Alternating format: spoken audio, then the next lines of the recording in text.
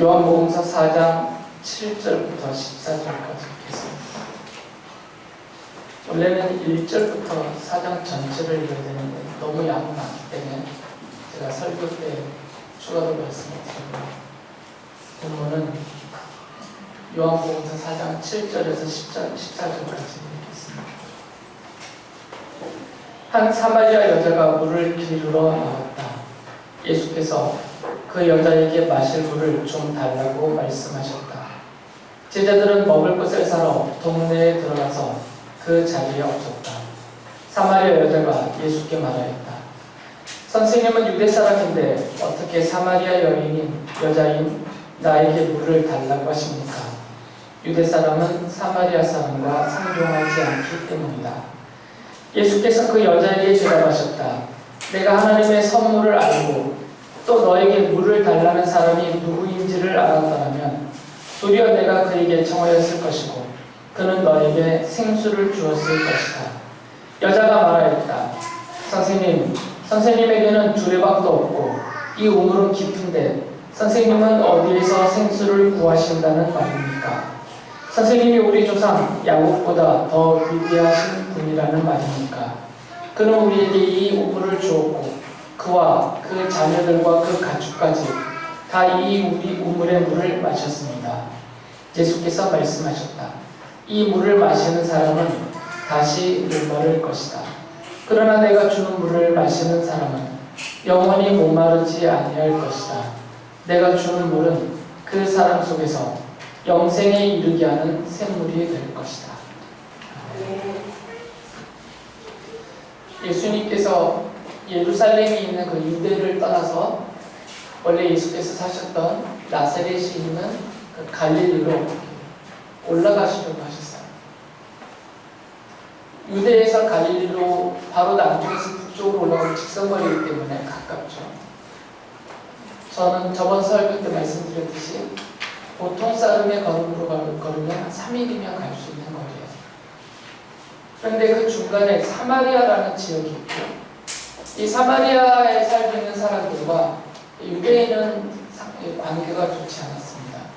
특히 유대인들이 이 사마리아 사람들을 상종조차 안 하려고 했어요. 부정한 사람들이라고 여겼기 때문에.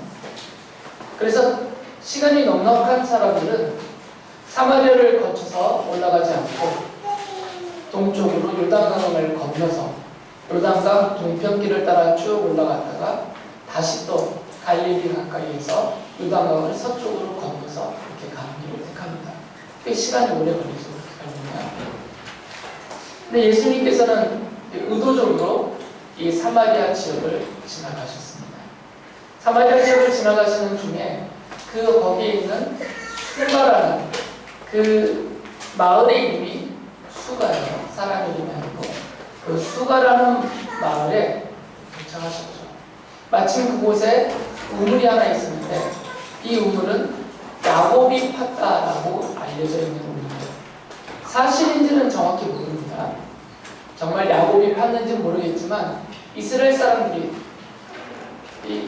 이 우물은 대대로 야곱이 파서 우리에게 전해준 거다라고 알고 있었기 때문에 그렇게 구별되었기 때문에 사람들이 야곱의 우물이라고 부르는 거죠. 예수님께서 그 우물가에 앉으셨을 때 그 수가라는 마을에 사는 사마리아인 여자인 한 여인이 물을 길러 나왔어요. 제자들은 마침 그때 그 자리에 없었습니다. 그 마을에 먹을 것을 사러 갔기 때문에 예수님 한 분만 우물가에 앉아 계셨던 거죠. 그때가 성경을 보면 낮 12시라고 써 있어요. 낮 12시고 좌우였을 것인데 보통 낮 12시가 되면 날씨가 매우 뜨겁고 덥기 때문에 물 기르러 잘 나오지 않습니다. 보통 사람들은. 그런데 이 여인은 사람들이 나오지 않는 그 시간, 물 기르러 오지 않는 그 시간에 물을 기르러 왔어요. 예수께서 이 야곱의 우물가에 오셔서 거기 앉으셨을 때 사람들이 아예 없었기 때문에 이 여인이 의도적으로 사람들을 피해서 이 시간에 물 길러 나왔다는 것을 진정할 수가 있죠. 읽어드리진 않았지만 요한복음서 4장 18절을 보면 예수님께서 이 여인과 대화하시면서 이 여인의 그 처지, 그 상황을 다 아셔서 그것을 다 말씀하셨어요. 이 여인은 4번이나 이혼을 했던 여자이고 지금도 한 남자와 살고 있는데 아직 정식으로 결혼하지 않은, 혼인관계에 있지 않는 그런 남자와 살고 있어요. 이스라엘의 여성들이 이런 경우는 거의 없거든요. 무슨 특별한 사정이 있었는지 아니면 뭐 이 여인의 어떤 문제가 있었는지, 그래서 이 여인이 아마 그 수가라는 마을 사람들 사이에서 좋은 평을 얻지는 못했을 거예요. 그리고 사람들로부터 요즘 말로 하면 왕따를 당했을 수도 있고 사람들에게 손가락질을 받았을 수도 있고, 보통의 여인은 이러지 않으니까, 그래서 의도적으로 이 여인도 사람들의 눈총을 피해서 보통 사람들이 나오지 않는 그 시간에 물을 기르러 나온 것 같습니다. 예수님께서는 이 여인에게 물을 좀 달라고 부탁을 했어요. 그러자 이 여인이 예수님께, 왜 당신은 유대 남자이면서, 유대 사람이면서 그 유대 사람들이 상종하지 않는 사마리아 여자인 나에게 물을 달라고 말하냐, 이런 반응을 보이면서 의아해했죠. 그럴 때 예수님이 그녀에게 이렇게 말씀을 하셨어요. 4장 10절에 보면, 내가 하나님의 선물을 알고 또 너에게 물을 달라는 사람이 누구인지를 알았더라면 도리어 내가 그에게 청하였을 것이고 그는 너에게 생수를 주었을 것이다 라고 말씀을 하셨어요. 이 그는 예수님이 다윗신 스스로를 가리키면서 하시는 말씀이에요. 지금 너에게 이 물을 달라고 하는 사람, 곧 내가 누군지를 네가 알았다면 내가 물을 달라고 하기 전에 먼저 네가 나에게 생수를 달라고 구했을 것이다. 나에게 부탁을 하면 오히려 내가 생수를 주었을 것이다 라고 예수님이 말씀을 하셨어요. 하지만 이 여자는 예수님이 이 말씀을 잘 이해를 못했어요. 왜 그러냐면 지금 거기는 야곱의 우물밖에 없거든요. 그럼 이 야곱의 우물 말고 예수님이 어디서 물을 얻어서 이 여인 자기에게 주겠느냐라는 거죠. 가능성이 없죠, 이때는. 그래서 4장 11절 12절에서 이 사마리아 여인이 예수님께 이렇게 말합니다. 선생님에게는 두레박도 없고 이 우물은 깊은데 선생님은 어디에서 생수를 구하신다는 말입니까? 선생님이 우리 조상 야곱보다 더 위대하신 분이라는 말입니까? 그는 우리에게 이 우물을 주었고 그와 그 자녀들과 그 가축까지 다 이 우물의 물을 마셨습니다. 이 여인은 예수님이 지금 터무니없는 말을 하고 있다는 거죠. 은근히 이렇게 오면서 비난을 한 거예요. 말도 안 되는 소리를 하고 있다라고. 그때 예수님이 이런 말씀을 하시죠. 이 물, 곧 이 야곱의 우물에서 길어오른 이 물을 마시는 사람은 다시 못 마를 거다. 너무나 당연한 말씀이잖아요. 그 우물에서 기른 물을 마셔도 조금 지나면 이 수분이 다 빠져나가니까 다시 또 목이 마르잖아요. 저는 벌써 목이 마르는데 안에서 바로 물 마시고 올라왔는데도 벌써 목이 마르고.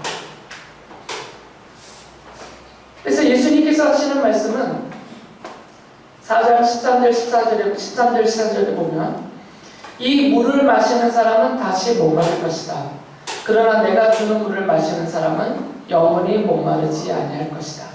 내가 주는 물은 그 사람 속에서 영생에 이르게 하는 생물이 될 것이다 라고 대답하셨어요.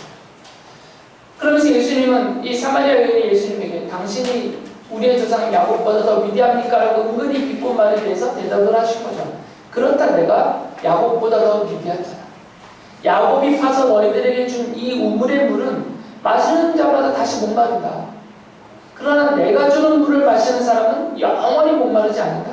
그리고 영생에 이르는 생물이다 라고 대답을 하셨어요. 차원이 다른 거죠.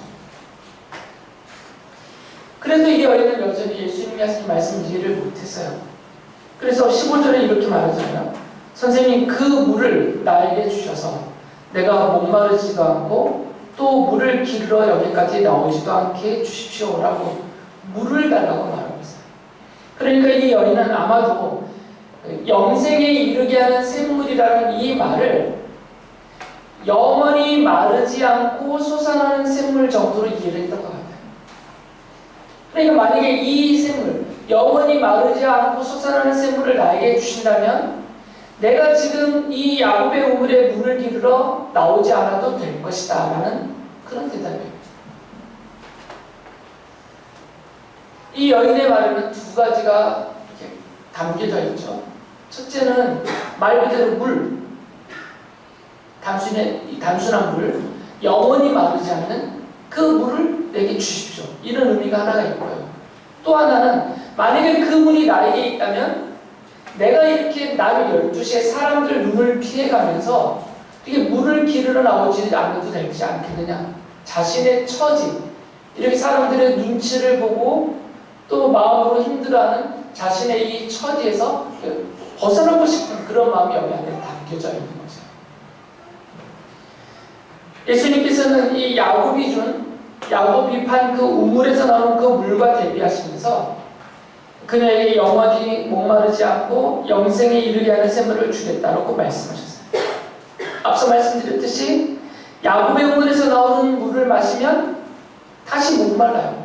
이 우물뿐만 아니라 어떤 우물의 물이든 아니면 우리가 쓰고 있는 수돗물이든 정수기 물이든 아니면 뭐 돈 주고 사 먹는 생수든 그 안에 뭐 미네랄을 담았든 뭐를 했든 어떤 처방을 했든 어떤 종류의 물이든 마시면 다시 목마를 수밖에 없는 거죠.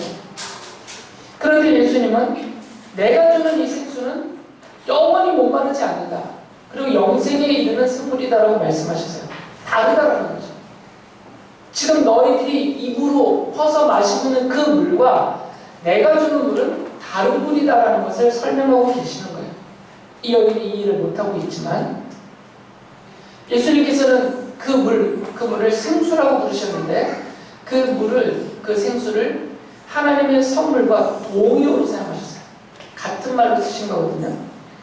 4장 10절 다시 읽어보면 내가 하나님의 선물을 알고 이 하나님의 선물 또 너희의 물을 달라는 사람이 누구인지를 알았더라면 도리어 내가 그에게 청하였을 것이고 그는 너에게 생수를 주었을 것이다. 그러니까 이 하나님의 선물과 이 생수를 같은 말로 쓰신 거예요. 동의어. 내가 하나님의 선물을 알았더라면 나에게 요청했을 것이고 그러면 나는 너에게 그 선물인 생수를 주었을 것이다. 영원히 목마르지 않는 영생에 이르게 하는 그 샘물, 그 생수를 내가 너에게 줬을 것이다. 이게 하나님의 선물이다라는 말씀이에요. 요한복음서 7장 37절 38절 보면 예수님께서는 여기서 말씀하셨던 그 생수를 예수님 당신을 믿는 사람들에게 주겠다라고 약속하셨어요. 이렇게 말씀하셨습니다. 목마른 사람은 다 나에게로 와서 마셔라. 나를 믿는 사람은 성경이 말한 바와 같이 그 입에서 생수가 강물처럼 흘러나올 것이다. 믿는 사람에게는 예수님이 샘물이 되셔서 영생에 이르게 하는 샘물이 되셔서 그에게 영원히 목마르지 않은 이 생명의 물을 마시게 해주겠다라고 말씀하신 거예요. 그러면서 바로 뒤에 39절에서 바로 그 생수를 하나님의 선물인 바로 그 생수를 성령님이다라고 직접 말씀해 주세요. 이렇게 말씀하셨어요. 이것은 예수를 믿은 사람이 받게 될 성령을 가리켜서 하신 말씀입니다. 예수께서 아직 영광을 받지 않으셨으므로 성령이 아직 사람들에게 오시지 않았다. 예수님이 아직 영광을 받지 않으셨다는 것은 아직 하늘에 올라가시지 않았다는 거예요. 그러나 조금 있으면 예수님은 십자가에서 죽임을 당하시고 또 무덤에 묻히셨다가 부활하시고 하늘에 오르셔서 하나님의 본래 자리, 성자 하나님의 본래 그 영광스러운 자리에 오르실 것이에요. 그러나 지금 이 예수님이 살아계신 이때에는 아직 그 영광을 얻지 않으셨어요. 그러니까 성령이 아직 안 오셨단 말이에요. 그런데 예수님이 약속하셨어요. 내가 영광을 얻을 때, 내가 하나님의 본래 자리로 돌아갈 때 다른 보혜사를 너희들에게 보내주겠다. 그 보혜사는 성령님이세요. 예수님이 영광을 얻으셔야, 하늘에 오르셔야 성령님이 오신다는 거죠. 전에 말씀드렸듯이 이 말씀은 성령 하나님이 이 땅에 안 계시다는 게 아니라 삼위일체 하나님으로서 성령님은 창조 때부터 지금까지로 영원토록 우리 모든 인간과 이 땅에 있는 모든 것들을 다 주관하고 계세요. 하나님으로서. 그러나 예수님이 말씀하시던 이 시대 이 당시에는 개개인에게 직접적으로 임하시지 않았다는 거죠. 모든 믿는 사람, 모든 개개인에게 성령님이 직접 오시지 않았단 말이에요. 이때는. 아주 왜 그러냐면 예수님이 누군지도 모르던 시대입니다. 그리고 예수님을 참 하나님이시며 그리스도요, 구세주라고 아주 온전한 믿음을 고백할 수 있는 그런 시대가 아니기 때문에 그런 믿음을 갖고 그 믿음을 고백하는 성도들에게만 이 하나님의 선물인 성령님이 오신다는 거예요. 이제 그 약속을 해주신 겁니다. 그래서 사도 베드로도 예수 그리스도를 믿는 사람들에게 하나님의 선물인 이 성령이 주어질 것이다라고 말을 해요. 사도행전 2장 38절에서 이렇게 말합니다. 회개하십시오. 그리고 여러분 각 사람은 예수 그리스도의 이름으로 세례를 받고 죄 용서를 받으십시오. 그리하면 성령을 선물로 받을 것입니다. 회개하고 예수님을 믿는 그 믿음이 있는 사람들에게는 성령님이 임한다는 거예요. 하나님의 선물로서. 그리고 요한계시록 7장 17절에 보면 예수님이 어떤 분이신지에 대해서 이렇게 설명해요. 보좌 한가운데 계신 어린 양이 그들의 목자가 되셔서 생명의 샘물로 그들을 인도하실 것이고 하나님께서 그들의 눈에서 눈물을 말끔히 씻어주실 것입니다. 예수 그리스도는 하나님의 어린 양으로서 하나님이 선택하시고 부르신 하나님이 자녀 삼기로 창세전에 정해주신 그들을 위해서 대신하여 십자가를 죽으시고 구원하셨습니다. 그리고 이렇게 구원하신 그 믿는 성도들에게는 성령이 선물로 그들에게 하늘로부터 임하여서 그들에게 내리는 것이고요. 바로 그들을 성도라고 부르면서 이 성도들의 목자가 되신다. 그리고 이 성도들을 목자로서 이 생명의 샘물로 인도해 가신다는 거죠. 영원한 하늘의 생명의 샘물을 말하는 거죠. 그래서 예수님이 직접 당신 스스로 이렇게 말씀하셨어요. 요한계시록 21장 6절을 보면 다 이루었다. 나는 알파며 오메가 곧 처음이며 마지막이다. 목마른 사람에게는 내가 생명수 샘물을 거저 마시게 하겠다. 라고 약속하셨어요. 이 전체를 놓고 보면 예수님이 이 사마리아 수가라는 말의 여인과 대화한 이 내용은 그 여인 개인의 문제만 해결하고자 하신 그런 뜻이 아니라는 거죠. 이 여인과의 대화를 통해서 예수께서 이루시는 그 구원의 참된 의미를 알려주시는 거죠. 믿는 성도들에게는 하나님의 성령이 선물로 주어진다는 거죠. 성령님이 선물로 오는 거죠. 내가 어떤 수고와 노력과 공로와 애씀이 있으면 그 대가로 성령님을 받는 게 아니고 믿으면 선물로서 성령님이 오신다는 거예요. 이 구원의 도리를 알려주시려고 하시는 겁니다. 그리고 우리에게 임하신 성령님은 약속하신 대로 영원히 우리와 함께 계세요. 예수께서 우리의 목자 되셔서 우리를 인도하시는 그 모든 일을 성령님이 해주시고 있습니다. 이 여인이 예수님과 대화하다가 깨달은 바가 있었어요. 그가 깨달은 다음에 이렇게 말합니다. 4장 19절에 보면 선생님, 내가 보니 선생님은 예언자이십니다. 왜 그러냐면 자기를 처음 받고 자기의 사정에 대해서 일체 말한 적도 없는데 자기의 모든 상황을 다 말씀하셨기 때문이에요. 네가 원래 남편이 넷이나 있어요. 그런데 지금 살고 있는 그 남자도 원래 내 남편이 아니다. 예수님이 자기의 모든 것을 다 말씀하시니까 이 여인이 생각한 거죠. 아, 이분은 보통 분이 아니다. 이분은 최소한 예언자다. 그래서 예언자이십니다. 선생님은 예언자이십니다라고 고백을 했어요. 그럴 때 예수님이 그녀에게 이렇게 말씀하십니다. 나는 네가 생각하는 그 정도의 예언자가 아니다. 나는 그리스도다라고 말씀하세요. 4장 25절 26절을 보면 여자가 예수께 말했다. 나는 그리스도라고 하는 메시아가 오실 것을 압니다. 그가 오시면 우리에게 모든 것을 알려주실 것입니다. 예수께서 말씀하셨다. 너에게 말하고 있는 내가 그다. 이 사마리아 여인은 장차 오실 메시아 그리스도에 대한 믿음이 있었어요.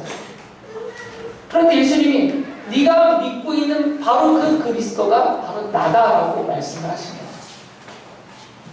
그진치 이 여인이 예수님의 말씀을 듣고 어떤 믿음을 가졌는지 어떤 변화가 있었는지에 대해서는 기록되지 않습니다.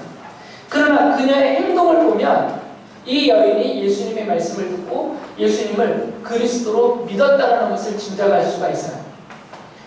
예수님이 이 말씀을 듣고 이 여인은 그 길로 같은 물동이를 그냥 내버려둬요.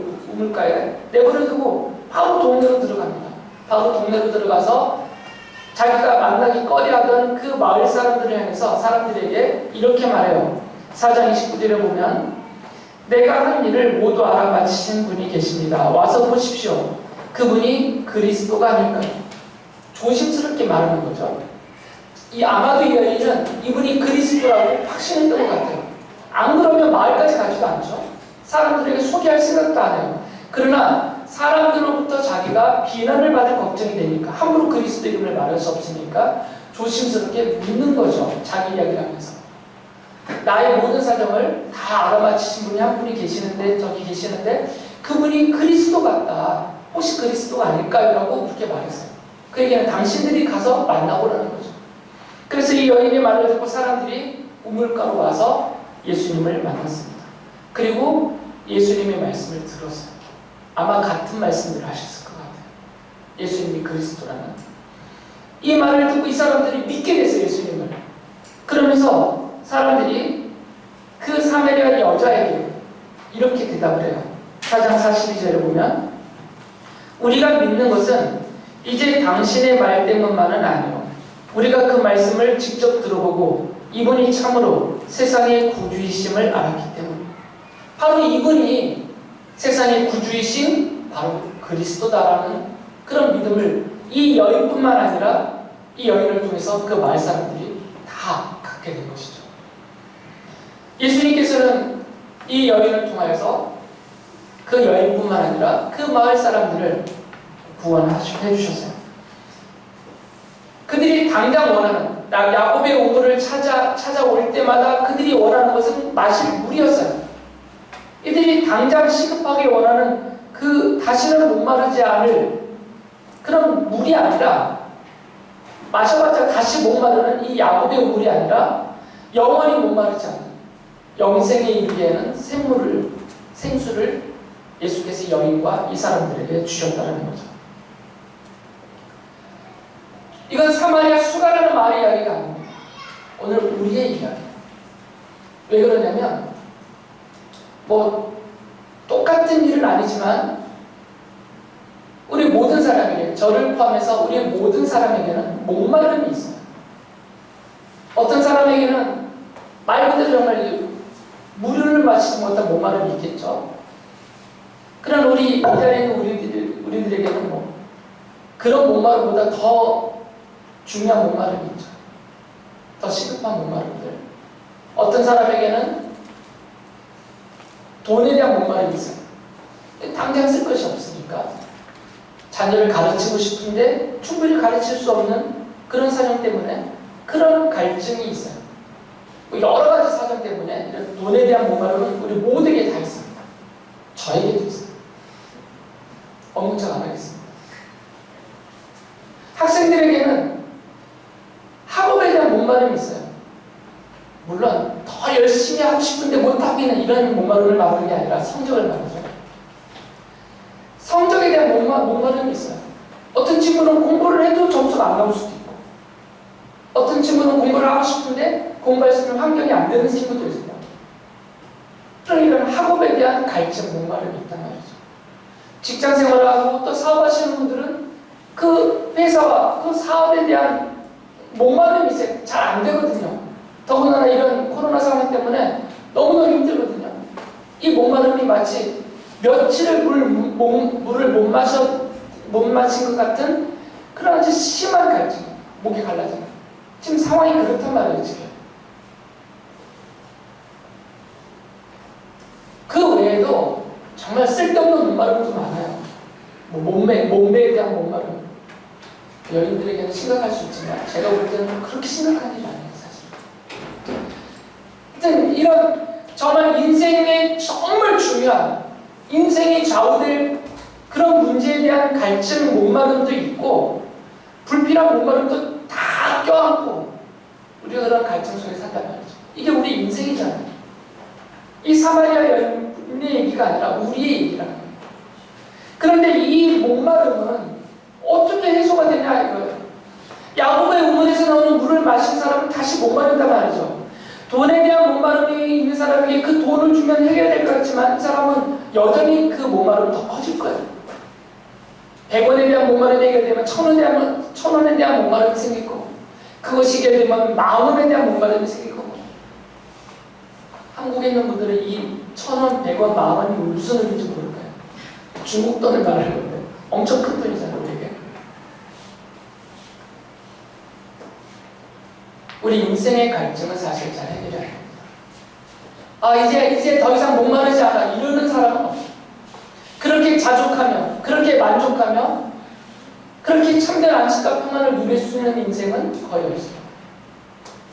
영원한 목마름 속에서 죽을 때까지 사는 거죠. 그런데 예수님이 약속하신 말씀은 다시는 목마르지 않고 영원히 목마르지 않는 물을 주겠다. 더군다나 그것은 영생에 이르게 하는 샘물이다. 약속하셨어요. 그 샘물은, 그 영원히 목마르지 않게 하는 그 생수는 바로 성령님이세요. 성령님으로 충만할수록 갈증은 사라진다 그 얘기예요. 성령님에 사로잡히면 사로잡힐수록 인생의 육체에 걸쳐있는 그런 목마름들은 사라진다는 거예요. 그러나 교회를 다녀도, 믿는다고 고백을 해도 성령님의 존재줄도 모르고 성령의 사로잡힘도 없고 의지함도 없는 사람들은 그 갈증의 세계를 벗어나지 못해요. 하지만 성령에 사로잡힌 사람, 성경이 말한 대로 날로 성령으로 가득 채워지는, 성령으로 충만해져가는 그 사람에게는 이런 인생의 갈증들이 더 이상 갈증거리가 안 된다 그 말이에요. 돈 좀 없어도 된다라는 마음이 생겨요, 저절로. 공부 좀 못해도 된다라는 생각이 생긴다고요. 인류대학 못 가도 된다는 마음이 생긴다니까요. 실제로. 내 집이 없어도 된다는 마음이 생겨요, 저절로. 그 갈증이 없어진다는 거예요. 새빵살이 해도 괜찮다라는 마음이 생긴단 말이에요. 살이 좀 덜 빠져도 괜찮다라는 마음들이 생겨요. 그런 마음이 생긴다는 얘기는 뭐냐면 갈증이 사라졌다는 얘기예요. 회사가 절대 망하면 안 돼요. 그렇지만 좀 어려워도 괜찮다라는 마음이 생긴다면, 더 성령으로 충만한 사람들은 내 회사가 문 닫아도 괜찮다라는 마음까지도 가지실지. 우리 인생의 갈증을 성령 하나님이 해결해 주십니다. 그리고 우리가 천국에 가면 우리 목자 되신 주님이 우리를 그 영생의 샘물로 이끌어 주실 텐데, 천국에 가면 아예 갈증이 1도 남지 않고 싹 사라져요. 그래서 약속하셨잖아요. 모든 눈물을 닦아주실 것이다. 이게 갈증에서 나오는 눈물이거든요. 고통에서 나오는, 아픔에서 나오는 눈물. 그걸 다 닦아주세요. 더 이상 눈물이 없게 만들어주신다는 거죠. 갈증 없는 인생이 되게 중요합니다. 그 영생에 이르게 하는 샘물 자체가 예수님이세요. 예수님이 그 샘물이세요. 그리고 예수님에게서 흘러나오는 이 생수가 성령님이시고, 예수님을 믿는 사람들에게는 예수님으로부터 흘러나오는 성령님이 그 생수가 임한다는 거죠. 더욱더 예수님을 믿고 의지하고 하나님을 경외하며 경건히 있으며 주님을 믿고 섬기며 따르려고 애를 쓰는 사람들은 이 생수가 점점 차고 올라요. 그 바로 성령으로 충만해져 간다는 거죠. 그런 사람들은 인생이 끊임없는 목마름에서 조금씩 더 나아가서는 현격하게 벗어날 수가 있습니다. 이 자리에 있는 모든 성도님들이 인생의 그 목마름을 해결하기 위해서 야곱의 물을 찾고 그것으로 만족이 안 되니까 또 다른 우물을 파고 그거는 또 안 되니까 또 다른 우물을 파고 계속 우물만 파고 보내버리는 그런 인생이 아니라 예수 그리스도를 믿음으로 우리에게 이미 오신 약속하신 대로 여러분에게는 이미 성령님이 임하셨어요. 이미 내게 성령님이 오셨어요. 이제 나에게 달려있는 부분이 있습니다. 주님을 믿으셔야 돼요. 더욱더 신뢰하셔야 되고 더 성령님을 의지해야 됩니다. 도와달라고 해야 되고 더욱더 하나님을 경외해야 되고 더욱더 경건 생활에 힘을 쏟으셔야 돼요. 실제로 시간적으로도 육체적으로도. 그럴 때 생수가 차오르는 거죠. 그럴 때 성령의 충만함이 있는 겁니다. 가만히 앉아있어서는 안 돼요. 그게 가만히 있는 사람에게는 이런 충만함이 일어나지가 않습니다. 여러분들이 이런 거룩한 노력, 거룩한 힘씀을 통해서 더욱더 성령에 가득 차오르고 여러분을 완전히 덮어버리셨으면 좋겠어요. 성령의 충만한 가운데서 인생의 이런 모든 갈급함, 목마름을 해결하시고 참된 평안과 안식과 그리고 더 나아가서 천국에서 늘 완전한 그리고 영원한 그 생명의 생물을 찾아오 사시는 여러분들 되시기 바랍니다.